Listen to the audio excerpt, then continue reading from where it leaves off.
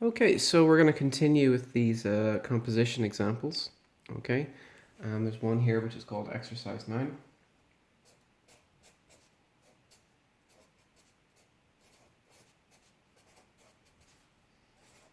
For those of you who are looking, this is on page 91 of the notes. Okay. What do we have here? We have a function f of x. What does f of x do? F of x takes your x and cubes it, and then subtracts 2. Okay? And g of x is another function which takes the number you already have and adds 3 to it. Okay? So now we want f of g of x. And the way we can write that is f after g of x. Okay, and what is this? Okay, well, I'm going to replace the g of x with the number I get when I put x into g of x. So now I have x plus 3 in place of x. Okay, so instead of finding f of x, I now have to find f of x plus 3, which means that what I have to do here is apply my f, but every time I see an x up here, I need to put in x plus 3 instead. So remember, f of x takes your number x, cubes it, and takes away 2. But now, instead of x, I'm going to have x plus 3. So I'm going to have x plus 3. I need to cube it and take away 2. So that's my first one. That's part A. Part B is pretty similar, but it's the other way around. Now I want g after f. And always make sure, remember, that you read it this way, g after, not g before. This is mathematical order and English order are, or writing order are opposite, so I need to account for that. G after f of x. What do I have? Okay. Well, I'm going to replace the f of x with the thing that I get when I apply f to x, and f takes x, cubes it, and takes away 2. So now I have x cubed minus 2 is what's going inside g. Okay. This is fine. Okay. And now I need to apply g to this. G takes the number you have and adds 3. Well, the number I have now is x cubed minus 2, and I need to add 3 to that. Okay, so there's my answers. Another one I have, which is part C, and this one's a bit more of a mouthful. This one's f after g of x. Okay, which means I have more to unwind here. Okay, remember, start on the inside and move out. So what's this here? This is g of x first, so I have f of f, and now I replace my g of x with the thing I get when I apply g to x, that's x plus 3. Now I need to apply f to g, which we've seen before. So this is f of, and now f of x plus 3 is this one here that I had before. So this is x plus 3 gets cubed, and I subtract 2. Okay, and now I need to apply f to this again, which means I need to cube all of this and take away another 2. So now I have x plus 3 cubed minus 2. All of that has to get cubed, and I have to take away 2. Okay, so when you follow the recipe and you remember, okay, all I'm really doing is when I read g of x, I paste in the x plus 3 instead. I replace it with the thing I know what it is already. I'll be able to get this to work. And of course, this can go on a lot more than just f after f of g. You know, I could have 20 compositions of functions, but if you understand the idea for 3, you understand them for all of the ones that you could possibly be interesting. Okay. So now let's have an idea of something called a one-to-one function. Okay.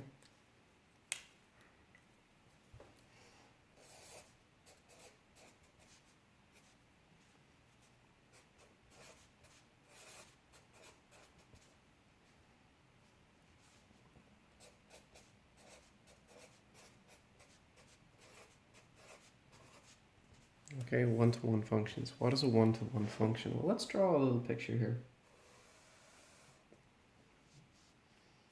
Suppose I have an x-axis and I have a y is equal to f of x-axis here. Hopefully that's not so small that you can't read it. But and now let's imagine a scenario here. Imagine that I have a continuous function. Continuous means that I just don't lift my hand off the page when I'm drawing a graph, okay? And let's say I have a function which is only able to go up. Okay?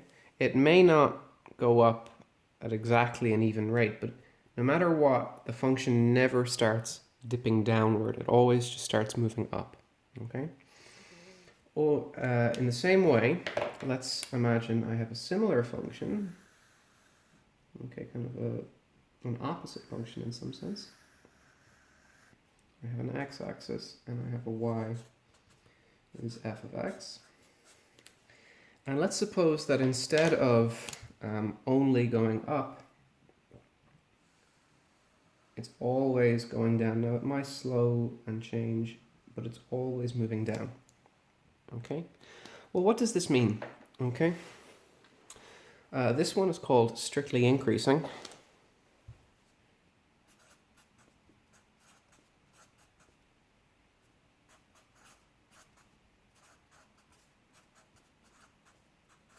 This one is strict decreasing.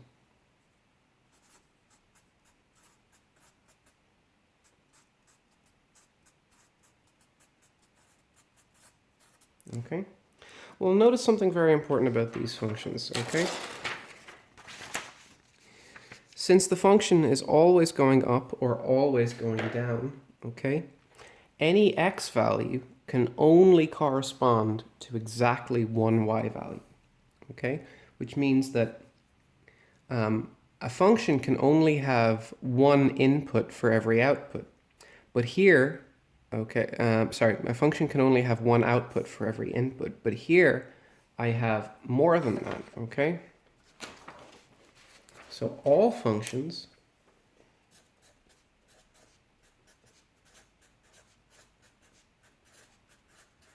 have exactly one output for every input.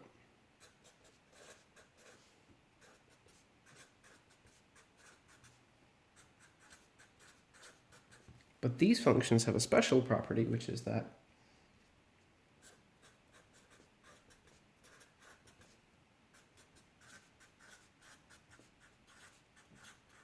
have exactly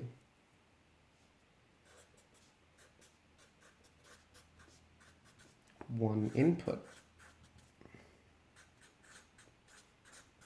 for every output.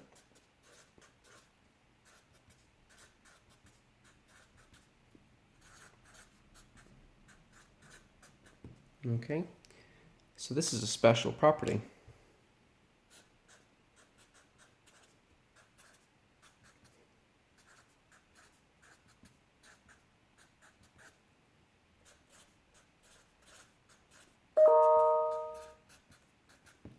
Okay, and functions with this property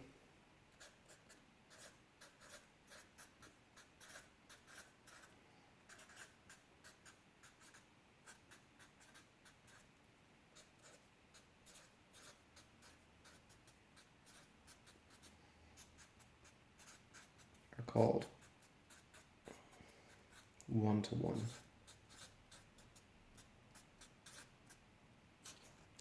Sorry, it's very hard to write on the bottom of the page here. There's nothing to rest my hand on. Okay, they're called one-to-one. Okay, so for every function, there's only one output from an input. So if I take the number 2 and I put it into a function, there is exactly one output for that number. Okay, these ones are a little bit special. They have another property, which is that if I have any output, it came from exactly one place. Okay, which is a bit different. Okay, so let's have an example here.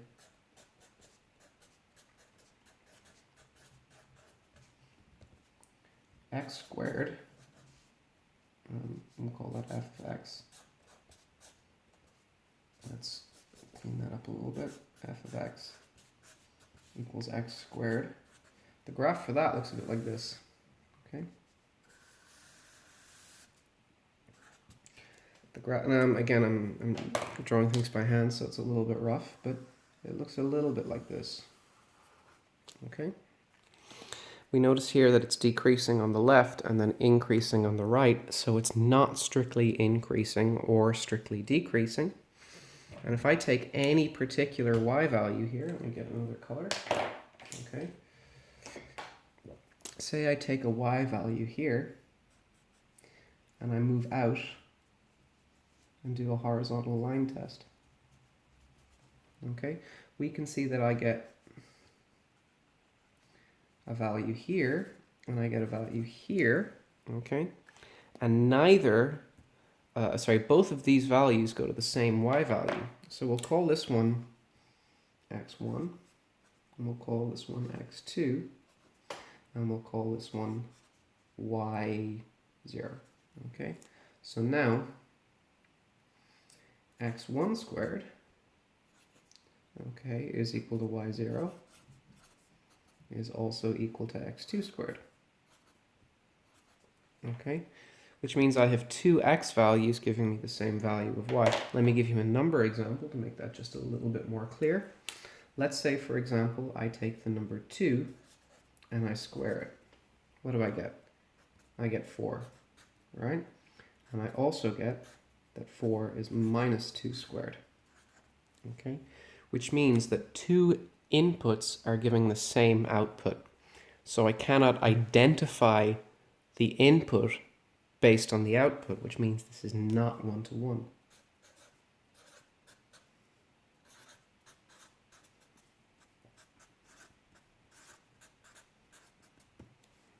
Okay, it's not one-to-one. Let's do another example.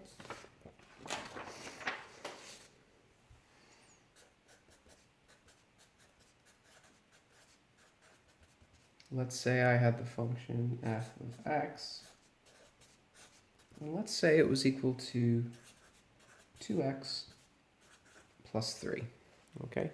And let's say I have the graph now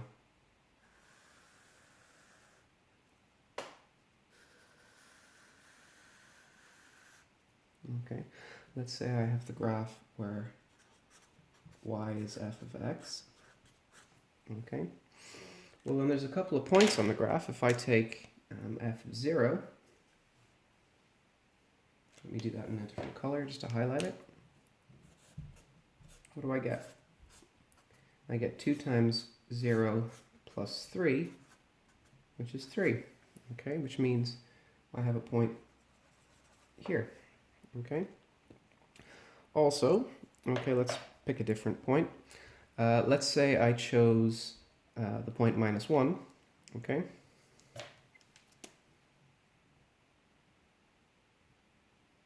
Actually, no, let's choose the point, let's choose the point -3. Let's choose -3. And what do I get? I get 2 times -3 plus 3, which is -3, okay? So at -3, which is about, I don't know, here, okay, I get the value which is down here, okay? Like that. And now I have a line which runs between those. In fact, if I wanted to find more values, I certainly could, but this is good enough just to get the picture across. Okay. Like that. That's what the graph looks like. It's a straight line. Which means that this is a strictly increasing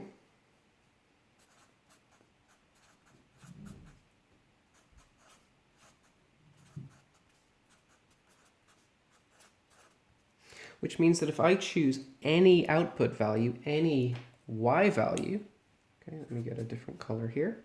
Don't want to use green again. I think I have a blue one as well. Let me just pause for a moment.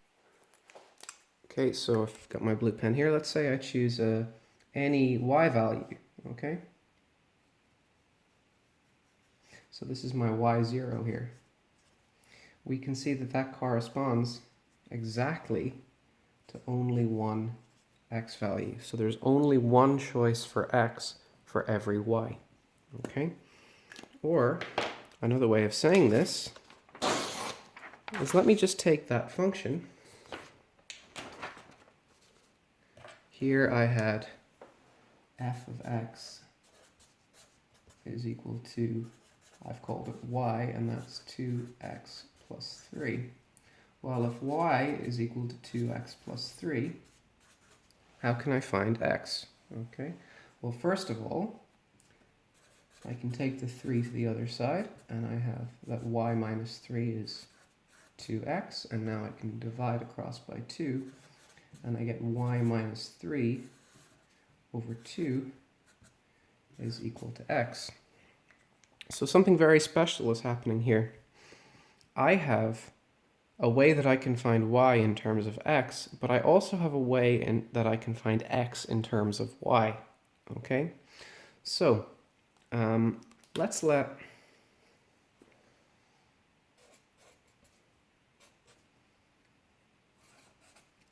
g of y be equal to y minus 3 over 2. Okay, now what is g of f of x? Okay,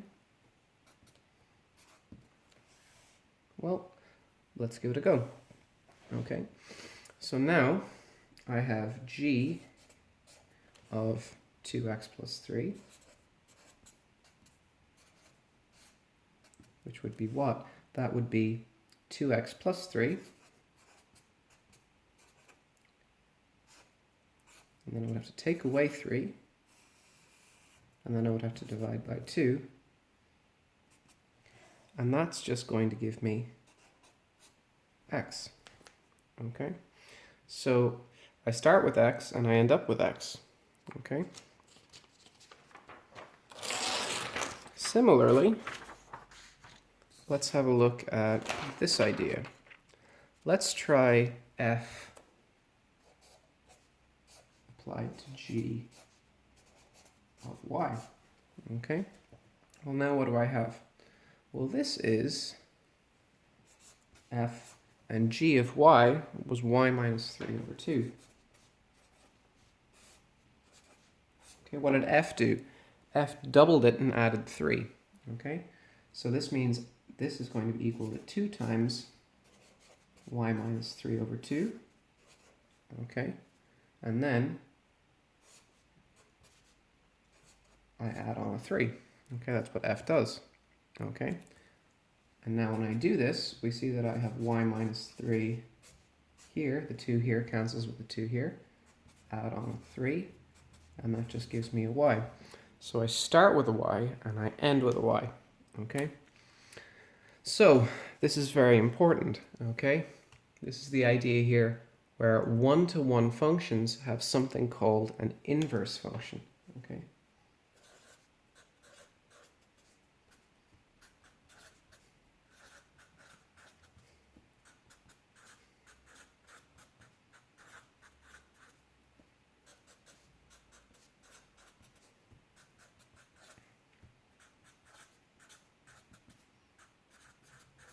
I have an inverse function. Okay, in this case,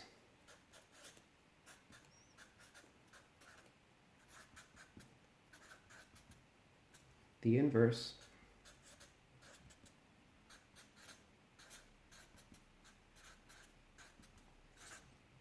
of f of x equals y equals 2x plus 3 is a function on the y instead, which is going to bring me back in the other direction, and that's y minus 3 over 2. It's x. Okay? So one goes one direction, the other goes the other way. Okay? And I can invert either direction. So f is y is a function of x, but x is also a function of y. And when I compose the functions, I just get back where I started. Okay? So one way that I could say this is that f is a function which takes a number, doubles it, and add 3. Okay? Take a number, double it, and add 3. Okay? And then y, on the other hand, is the function, g is the function that undoes f. Okay? So that's the idea of an inverse function. Okay? And some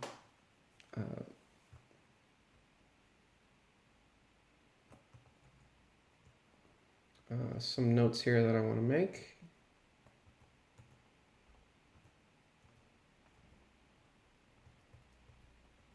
Okay, we said that we have an inverse function. Okay, the inverse function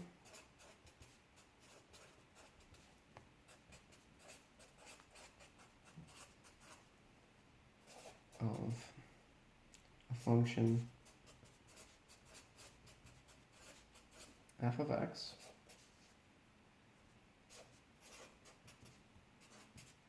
is the function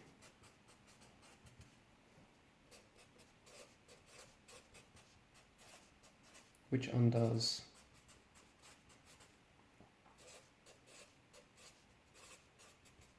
the effect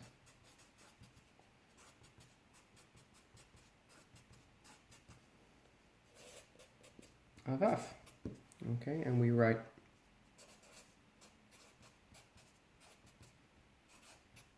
f inverse like that, f to the minus 1 for the inverse function.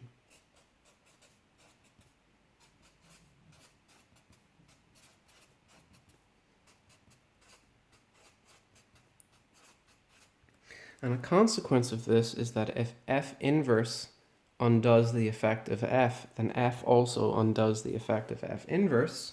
So that means that f inverse being applied to f of x is the x, and f applied to f inverse on y gives me back y again.